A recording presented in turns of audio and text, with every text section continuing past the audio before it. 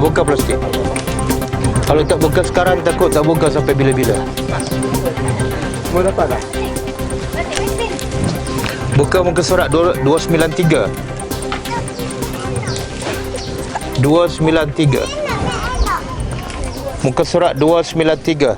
Dengar tak? Dengar.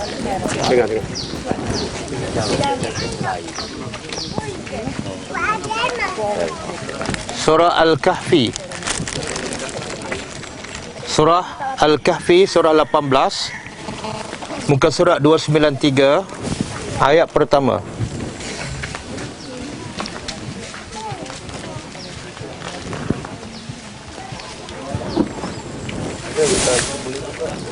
Okey. A'udzubillahi minasyaitonirrajim. Bismillahirrahmanirrahim. Alhamdulillahirabbil alamin. Nahmaduhu wa nasta'inu wa nastaghfiruh. Wa na'udzu billahi min syururi anfusina wa min sayyiati a'malina. May yahdihillahu fala mudilla lahu wa may yudlil fala hadiya lahu. Asyhadu an la ilaha illallah wahdahu la syarika lahu wa asyhadu anna Muhammadan 'abduhu wa rasuluh. Subhanaka la ilma lana illa ma 'allamtana innaka antal alimul hakim. Allahumma 'allimna ma yanfa'una wanfa'na bima 'allamtana wa zidna ilma. Rabbi yassir wa la tu'assir, Rabbi tammi bil khair. Quran.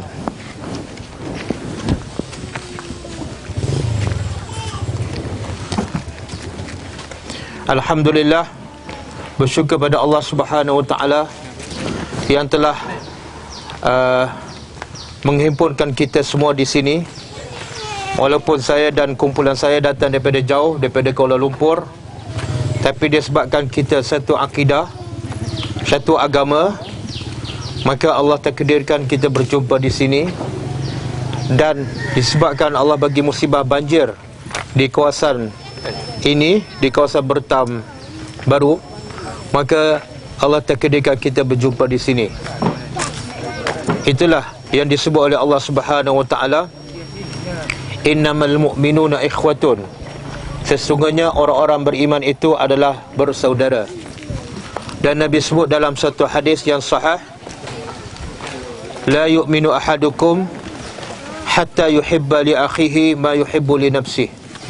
Tidak beriman seseorang kamu sehinggalah dia cinta, dia sayang pada saudaranya yang seagama sebagaimana dia sayang pada dirinya. Kalau kita suka nak menjadi orang Islam yang baik, maka kita juga kena suka orang lain pun menjadi orang Islam yang baik. Kalau kita suka nak menjadi orang yang bertakwa, maka kita juga kena suka orang lain pun menjadi orang yang bertakwa kepada Allah. Kalau kita suka nak masuk syurga, maka kita nak kena juga berusaha supaya orang lain pun dapat masuk syurga seperti kita. Kalau tidak ada perasaan itu, maka kita tidak orang yang beriman. Iman kita tidak sempurna. Maka bertitik tolak daripada kewajipan inilah, iaitu kewajipan setiap orang Islam wajib saling sayang menyayangi antara satu sama lain. Bertitik tolak daripada itulah kita orang datang ke sini daripada Kuala Lumpur, daripada jauh, demi untuk melaksanakan kewajipan kami, iaitu berkasih sayang di antara sesama kita. Dan kasih sayang yang paling besar ialah dengan kita mengajak sesama kita untuk bertakwa kepada Allah. Firman Allah Ta'ala, ta'awanu 'alal birri wat taqwa wa la ta'awanu 'alal ismi wal 'udwan. Yang maksudnya, hendaklah kamu saling tolong-menolong, bekerjasama untuk melaksanakan kebaikan dan ketakwaan kepada Allah. Walaupun satu daripada Kuala Lumpur, satu daripada Kelantan, walaupun ada sebahagiannya daripada orang kaya dan sebahagiannya adalah orang miskin, tapi kewajipan orang beriman ialah sentiasa tolong-menolong untuk melakukan kebaikan dan untuk mengajak manusia supaya bertakwa kepada Allah Subhanahu wa taala. Dan alhamdulillah kumpulan kami Ghulamud Dakwah, ini adalah misi dakwah kami yang keempat ke Kelantan, di kawasan-kawasan yang ditimpa banjir. Dan ini, di tempat ini, di Bertam baru, ini kali pertama kami sampai. Dan kami rasa tempat yang kami sampai sebelum ini dah teruk dah. Rupa-rupa di sini lagi teruk daripada tempat yang kami dah pergi. Dan alhamdulillah sebab banjir lah kami sampai di sini. Itu menunjukkan Allah tidak pernah zalim kepada hamba-Nya. Allah bagi banjir supaya Allah nak sedarkan orang yang jauh, orang yang tidak ada musibah, supaya perhatilah, tengoklah kepada saudaranya yang mungkin ada sedikit masalah. Alhamdulillah, dengan sebab banjir kami sampai di sini. Dan yang pertama kami bagi ialah barang yang paling mahal. Barang yang paling mahal dalam hidup seorang mukmin, dalam hidup seorang Muslim, iaitu Al-Quran. Sekarang kita ditimpa banjir. Barang yang paling mahal bagi kita apa dia? Bila rumah kita hilang, maka ketika ini apa yang paling mahal dalam hidup kita? Bukankah bantuan makanan? Betul tak? Yang paling penting makanan. Kemah nombor 2. Kalau ada kemah, makanan tak ada makna. Demi untuk menyambung kehidupan kita, maka kita perlukan makanan. Tetapi percayalah, yakinlah, bila kita mati nanti, kita tak perlu makanan. Makanan ketika itu tidak ada faedah sedikit pun. Kemah sedikit pun tidak ada faedah. Kereta, anak, isteri, pakaian, semua tidak berguna bila kita mati dan kita masuk dalam tanah. Yang paling berguna, yang paling bernilai dalam hidup kita setelah mati ialah Al-Quran. Kata Nabi SAW, Iqra'u Al-Quran fa innahu ya'ti yawmal qiyamah syafi'an li ashabihi.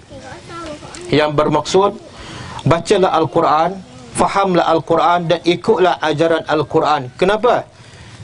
Kerana Quran akan datang pada hari kiamat sebagai pembantu kamu, sebagai pemberi syafaat, sebagai NGO yang akan menolong segala-galanya ketika kita susah, bermula daripada kita mula mati, sehinggalah kita dibawa ke dalam lubang kubur yang sempit dan gelap, dan sehinggalah kita menghadapi hari kiamat, kita dibangkitkan daripada kubur dan kita pergi kepada mahsyar. Kita akan berdiri di tengah panas selama 50,000 tahun. Sekarang rasa panas tak kita berdiri di sini? Rasa panas tak? Agak-agak boleh tak kita berdiri daripada sekarang sampai malam? Boleh tak? Sanggup tak? Tak sanggup kan? Tahu tak, bila kita di pada mahsyar nanti, kita akan berdiri selama 50,000 tahun. Sekarang kita berdiri, matahari kita jaraknya berapa jauh? Jauh, tapi kita rasa bahan panasnya. Tapi di pada mahsyar, kita bukan setakat berdiri 50,000 tahun, tapi jarak matahari satu batu daripada kepala kita. Dan ketika itu hampir semua manusia bermandikan peluh. Kata Nabi SAW, ada peluhnya sampai setakat buku lali, bergantung kepada dosanya. Banyak mana dia tinggal solat, banyak mana dia buat maksiat, banyak mana dia buat kemukaran, lama mana dia buka aurat, maka sebanyak itulah peluh akan bersamanya. Ada, kata Nabi, peluhnya sampai setakat lutut, ada peluhnya sampai setakat perut, ada peluhnya sampai di leher, dan ada yang tenggelam dalam peluhnya selama 50,000 tahun. Semuanya bukan bergantung pada kekayaan ataupun kemiskinan, bukan bergantung kepada pangkat ataupun orang biasa, tapi semuanya bergantung kepada dosa ataupun pahala, maksiat ataupun amal soleh. Jadi penyelamat kita satu-satunya di akhirat besok ialah Al-Quran. Sebab itu yang pertama saya dan kumpulan saya bagi ialah Al-Quran. Bukan duit, bukan makanan, bukan kemah. Nabi kata bila mati, penyelamat kita, satu-satunya penyelamat kita ialah Al-Quran. Dan Quran tak mungkin menyelamatkan kita melainkan setelah kita ikut ajarannya. Dan tak mungkin kita ikut ajaran Al-Quran melainkan setelah kita memahaminya. Dan sebab itu kita bagi Quran terjemahan. Pakcik-pakcik, makcik-makcik, adik kakak semua, masing-masing ada tak Quran terjemah di rumah sebelum ini? Ada tak? Ada ke tak ada? Tak ada. TV terjemahan ada? Oh, tak ada juga. Astro? Subhanallah. Benda penyelamat kita di akhirat tak ada, tapi benda yang melalaikan kita ada, kan? Jadi banyak kita hidup, kita melakukan benda yang merugikan kita. Jadi sebab itulah, kalau boleh kita nak setiap orang ada Quran terjemahan. Kalau TV ada setiap rumah, kalau setiap orang ada telefon, semata-mata untuk dapat kesenangan di dunia, semata-mata nak berhubung dengan manusia, maka lagi wajib kita memiliki Al-Quran terjemahan. Kenapa? Quran bukan nak berhubung dengan manusia, tapi nak berhubung dengan pencipta manusia. Quran bukan nak cari rezeki, tapi nak mencari pemberi rezeki. Sebab tu cuba tengok surah Al-Kahfi. Semua dah buka? Boleh baca ke? Boleh baca? Okey, surah Al-Kahfi ayat pertama. A'udzubillahi minasyaitonirrajim. Alhamdulillah allazi anzala 'abdihil kitab wa lam yaj'al lahu 'iwaja. Tengok Tuhan kata apa? Segala puji bagi Allah. Mana kita wajib memuji Allah. Kenapa ni? Bukan yang pertama Allah bagi rezeki pada kita, tak. Kalau bagi rezeki orang kafir, kadang-kadang rezekinya lebih besar, lebih banyak daripada kita, tak. Allah kata Allah layak dipuji. Kenapa? Sebab Allah telah menurunkan kepada hamba-Nya Nabi Muhammad kitab Al-Quran. Dengan ada Al-Quran inilah ramai manusia yang sepatut masuk neraka akhirnya selamat dan masuk ke syurga. Kita nak hidup senang, rumah selesa kan? Tapi kenapa kita tak nak untuk masuk syurga, rumah yang lagi selesa dan tak mungkin hanyut? Nak tak rumah di syurga? Kalau kita bagi pilihan rumah kat dunia, kita bina rumah, setiap orang kita bagi 100,000. Satu lagi kita bagi pilihan rumah di syurga, tapi rumah kat dunia tak ada. Kita nak yang mana? Betul. Duduk dalam kemah pun okey. Okey. Okey. Kalau nak rumah di syurga, kena ikut perintah Allah Subhanahu Wa Taala. Kita tak ada pilihan. Apa saja Allah perintah, kita kena taat. Sami'na wa ata'na. Kami dengar dan kami patuh. Kita tak ada pilihan. Tuhan sebut dalam Al-Quran, ya ayyuhallazina amanu udkhulu fis silmi kafah. Wahai orang-orang yang beriman, wahai orang-orang yang beriman, hendaklah kamu masuk ke dalam agama Islam secara keseluruhannya. Jangan masuk separuh-separuh.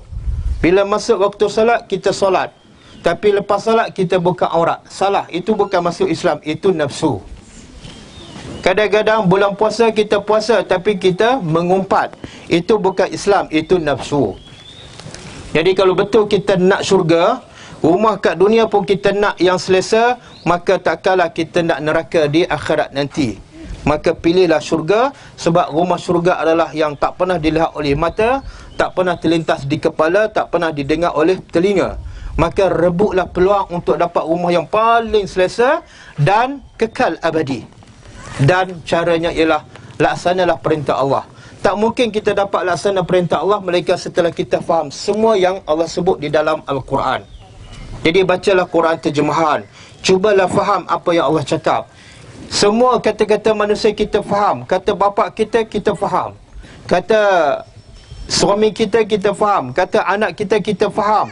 Kata bos kita, kita faham. Kata ustaz pun kita faham. Tiba-tiba cakap Allah kita tak faham. Amat malang. Sebab bila tak cakap, tak faham kata-kata Allah, bermakna hati kita keras. Bermakna peluang untuk kita ke syurga amat tipis. Syarat untuk masuk syurga mesti melaksanakan perintah Allah. Jadi saya bagi Quran terjemahan ni supaya selepas ini gunalah masa yang ada. Jangan duduk termenung je, jangan duduk tengok rumah yang roboh je, kan? Tapi gunalah masa baca Quran terjemahan. Kalau ibu-ibu yang mungkin mata dah tak berapa nampak, mintalah bantuan kepada anak. Anak baca, mak bapak dengar. Sebab apa? Ini penyelamat. Jangan main-main dengan Quran. Quran ni kalau kita baca dia, kita ikut perintah dia, Quran akan pastikan kita akan masuk syurga. Sampai kita depan pintu syurga, barulah Quran lepas. Selagi kita tak selamat, Quran tak akan lepas. Bila tu? Bila kita ikut perintah dalam Al-Quran. Tapi sebaliknya, bila kita tak ikut perintah dalam Al-Quran, Quran akan pastikan kita akan masuk neraka. Quran tak akan biarkan kita lepas macam tu je. Dulu kamu lupa pada aku, dulu kamu tak baca aku, dulu kamu tak faham aku, dulu kamu tak ikut perintah aku, maka sekarang aku akan pastikan kamu akan masuk neraka. Jadi oleh itu, biasalah baca Al-Quran. Kalau kita nak banding dengan para sahabat salafus salih, mereka baca Quran setiap hari, mereka tadabbur Al-Quran setiap hari. Selagi mereka tak beramal dengan ajaran Al-Quran, mereka tak akan berpindah kepada ayat-ayat yang lain. Boleh? InsyaAllah. Jadi nampak tak hikmah Allah bagi banjir? Hari ini kita berjumpa di sini dan hari ini kita dapat Quran terjemahan. Kalau kita tak ada banjir, kita tak akan jumpa lagi Quran terjemahan, betul tak? Kita tak akan jumpa. Dan kita tak akan dengar tazkirah di sini. Ada tak di tempat lain tazkirah tepi jalan? Ada tak? Carilah tempat lain tazkirah tepi jalan, bawah panas, ada tak? Tak ada. Tapi dengan sebab hikmah banjir, kita boleh mendengar tazkirah, kita boleh mendengar satu dua ayat daripada Allah Subhanahu Wa Taala dan juga daripada hadis-hadis Nabi sallallahu alaihi wasallam, walaupun berdiri, walaupun di tengah panas. Okey. Yang kedua, itu yang pertama saya nak bagi tahu. Yang kedua, dalam bersama Quran terjemahan saya bagi buku musibah. Ada tak? Buku warna biru. Musibah adalah nikmat, bukan bala, bukan malapetaka. Musibah adalah nikmat. Buktinya dengan musibah banjir ini, kita jumpa di sini, kita dapat mendengar sepatah dua daripada ayat-ayat Allah, dan kita dapat Quran terjemahan. Dan berapa ramai yang hantar bantuan makanan kepada kita. Kita tak dibiarkan berseorangan. Musibah adalah nikmat kerana ia adalah rawatan ilahi. Allah nak rawat penyakit kita. Berapa lama kita tak baca Quran, berapa lama kita baca Quran tapi tak faham itu penyakit, sehingga Nabi mengadu kepada Allah pada hari kiamat. Apa dia? Nabi mengadu kepada Allah pada hari kiamat. Wa qala ar-rasulu ya rabbi inna qaumi ittakhazu hadzal qur'ana mahjura. Nabi mengadu pada Allah pada hari kiamat. Bila Nabi mengadu pada Allah, ini masalah besar. Apa dia masalah besar? Bukan banjir, bukan miskin, bukan lapar, tapi masalah besar ialah, kata Nabi, wahai Tuhanku, umatku telah menjadikan Al-Quran sebagai barang yang ditinggalkan. Betul tak? Ramai umat Islam mengabaikan Al-Quran. Kadang-kadang seminggu dia tak baca, kadang-kadang sebulan dia tak baca, tak rasa apa-apa, kadang-kadang setahun dia tak baca. Maka Nabi di akhirat besok mengadu pada Allah, wahai Tuhan, umatku telah mengabaikan Al-Quran. Dan kata Ibn Qayyim, maksud mengabaikan Al-Quran ialah, pertama dia tak baca langsung. Ada saya pergi di Kampung Pasir Tumbuh, saya jumpa seorang budak muda. Saya tanya, berapa lama tak baca Quran? Dia kata lebih 10 tahun. Itu musibah lebih besar daripada musibah banjir. Bila tak baca Quran, mana dia jauh daripada Allah. Bila jauh daripada Allah, dia jauh daripada rahmat Allah. Dia tak akan dapat kasihan belas Allah. Dan saya tanya pula, berapa lama tak solat? Dia kata sama dengan tak baca Quran. 10 tahun lebih tak solat. Subhanallah. Sebab itu Allah bagi musibah banjir. Sebab apa? Allah sayang pada hambanya. Allah nak rawat penyakit hambanya. Penyakit tak solat, penyakit buka aurat, penyakit tak baca Quran, penyakit tak faham Al-Quran. Maka Allah nak sedarkan kita. Caranya apa dia? Allah bagi musibah. Subhanallah. InsyaAllah selepas ini kita mula baca Al-Quran, dan kita bersyukurlah dengan musibah ini. Jangan sedih. Rumah hilang, kita dapat Al-Quran. Ada orang rumah tak hilang tapi Quran tak baca juga. Itu adalah musibah yang besar. Kemudian yang ketiga saya bagi buku solat. Ada tak? Buku warna oranye. Kenapa anda wajib solat? Dan apakah kelebihan solat sunat? Ramai yang tak solat, itu musibah lebih besar daripada banjir. Sebab apa? Tuhan kata, Tuhan rakam dalam surah Al-Muddassir, bagaimana orang-orang dalam neraka berkomunikasi dengan ahli syurga. Kata ahli neraka, kata ahli syurga kepada ahli neraka, ma salakakum fi saqar? Apa sebab kamu dihumbang ke dalam neraka saqar? Ahli syurga bertanya ahli neraka, apa sebab kamu masuk neraka? Apa jawapan ahli neraka? Agak-agak apa jawapan ahli neraka? Adakah dia kata sebab dulu rumah aku dihanyut oleh banjir? Tak. Dia tak akan jawab sebab dulu aku miskin. Tak. Tapi dia beritahu sebab aku masuk neraka sakar ialah sebab lam naku minal musallin. Sebab kami dulu kat dunia kami tak solat. Tengok besar tak musibah tak solat. Musibah tak solat membawa ke neraka, tapi banjir belum tentu membawa kita ke neraka. Jadi sedarlah Muhasabahlah diri kita. Satu hari kita akan balik kepada Allah Subhanahu Wa Taala. Dan amalan, soalan pertama yang akan ditanya oleh Allah kepada kita semua ialah solat. Adakah kita solat? Kalau solat, adakah solat cukup 5 waktu? Kalau cukup 5 waktu, adakah solat kita awal waktu dan sempurna? Itu soalan pertama. Siapa yang tak boleh jawab soalan solat, maka alamatnya ke neraka. Jadi marilah kita sama-sama takut pada azab Allah Subhanahu Wa Taala. Jangan takut pada panas di dunia sahaja, jangan takut pada banjir sahaja, jangan takut pada lapar sahaja, tapi kita tak takut yang lebih besar daripada itu, iaitu azab Allah Subhanahu Wa Taala. Ada yang baru datang boleh bagi Quran dengan buku. InsyaAllah. Jadi yang ketiga yang keempat saya bagi buku tadabbur Al-Quran. Ada tak? Matlamat hidup seorang Muslim dan kewajipan mentadabbur Al-Quran. Tadabbur Al-Quran ialah kita baca Al-Quran dan kita faham dan kita amalkan. Semua ada kan? Bacalah buku kecil tu, bagaimana kita nak tadabbur Al-Quran, bagaimana kita nak faham kata-kata Allah dalam Al-Quran. Quran diturunkan bukan untuk dibaca sahaja, bukan untuk ditampar di dinding sahaja, tapi Quran diturunkan untuk diamalkan, insya-Allah. Dan insya-Allah saya harap selepas ini ada kakak-kakak yang buka aurat tu, tolonglah tutup aurat dengan lengkap. Sebab apa? Ini bukan untuk saya. Kalau kita rasa susah hidup kat dunia, maka yakinlah dalam kubur di akhirat lagi susah kalau kita menghadap Allah dengan dosa-dosa. Yang abang-abang kita yang pakai seluar pendek, tolonglah tutup aurat. Boleh adik? Kita boleh bagi seluar panjang kalau nak, tapi bukan sekarang lah. Yang tak pernah solat tu, tolonglah solat. Tolonglah selamatkan diri sendiri. Saya tak boleh tolong, saya hanya bagi nasihat sahaja. Jangan kita rasa susah hidup kat dunia, tapi kita tak kisah kesusahan hidup di akhirat yang lagi perit. Siapa yang tak pernah baca Quran, tolonglah baca. Siapa yang dah baca, tolonglah faham Al-Quran, insya-Allah. Boleh? Ingat, sekarang kita susah tak ada rumah, tapi kita duduk di atas tanah. Tapi bila kita mati, bukan setakat rumah tak ada, tapi kita duduk dalam tanah.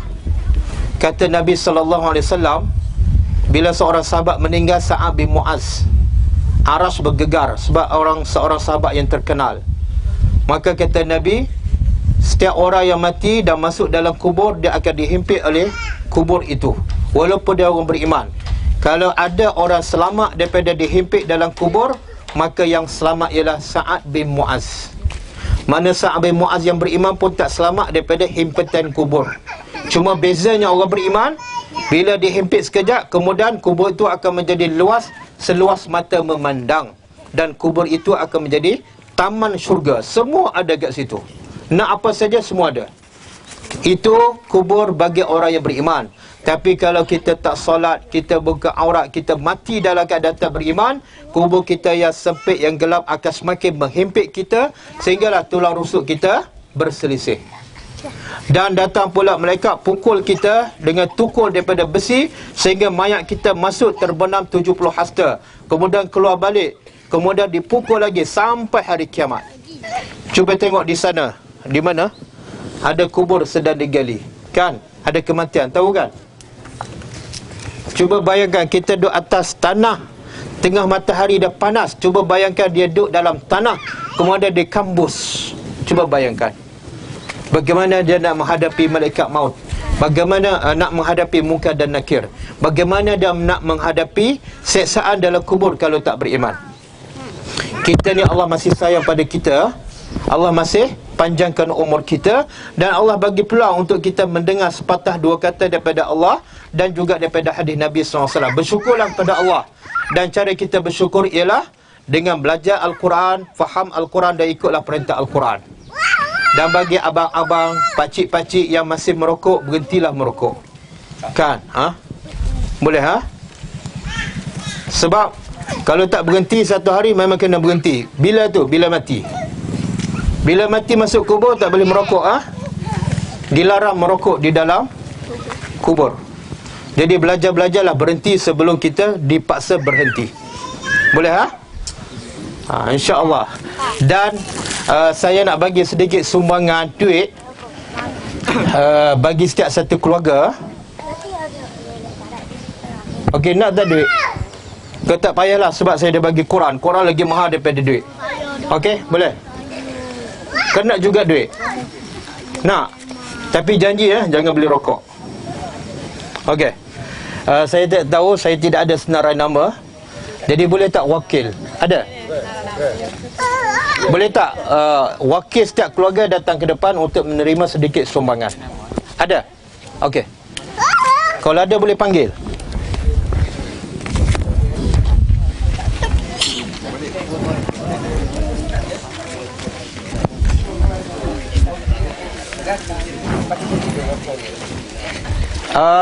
Okey. Wakil setiap keluarga, jangan setiap keluarga, setiap orang dalam keluarga tu datang. Okey.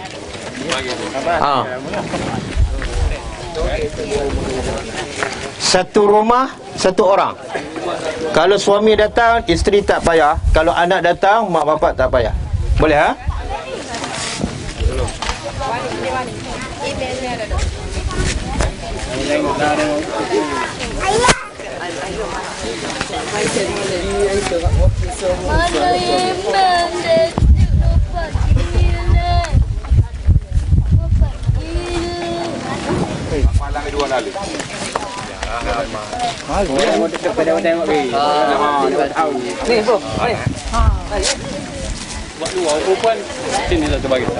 Okey, wakil keluarga je, wakil keluarga yang berbaris. Sini. Satu lagi. Itu nali ni.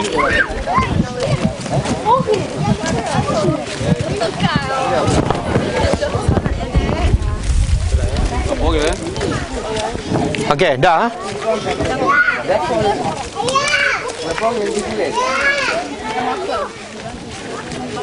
Okey, saya bagi 2 sampul lah. Jangan tanya berapa dan jangan buka. Bila balik rumah, jangan buka sampul, buka Quran dulu. Buka Quran dulu, baca, baru buka sampul. Okey? Setuju? Setuju. Okey. Siapa yang belum dapat Quran dan buku, bagi tahu. Kita ada sejumlah yang insya-Allah cukup untuk orang sekitar sini. Okey. Okey. Aku bagi ya.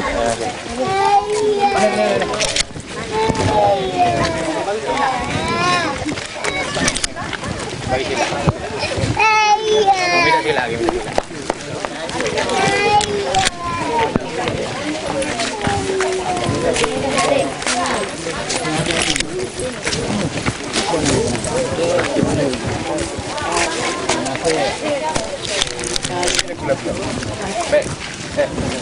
Ini adik.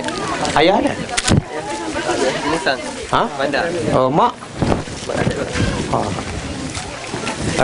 Satu keluarga. Mak ada? Mak ada. Oh, mak tak ada. Isteri ada? Isteri ada. Isteri ada kat sini? Okey.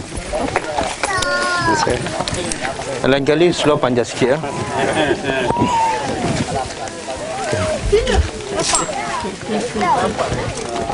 Slow panjang sikit.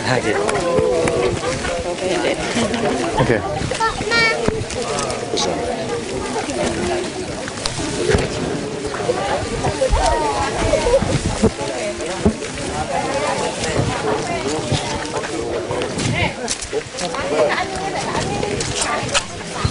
Terima kasih.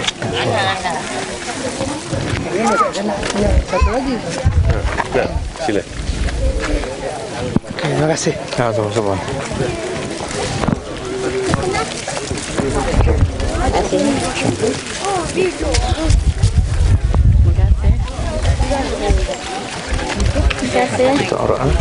Terima kasih. Bacalah Quran.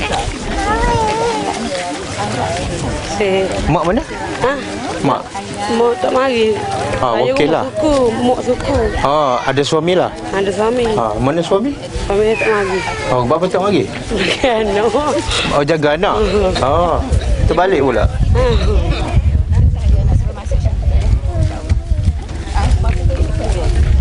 Suami tak datang. Sudah meninggal. Sudah meninggal. Terima kasih ya. Sama-sama. Oh, RM5. Farhan, ambil sangkut. Ambil sangkut. Ambil sangkut sana. Kau sangkut. Habis peluru. Terima kasih. Sama-sama. Ni adik mana mak? Tak ada mak Ayah? Tak ada juga. Ayah pergi kerja? Wakil lah ni? Okey.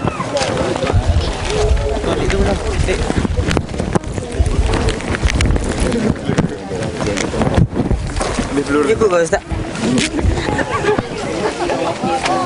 Kau Ustaz tak ikut.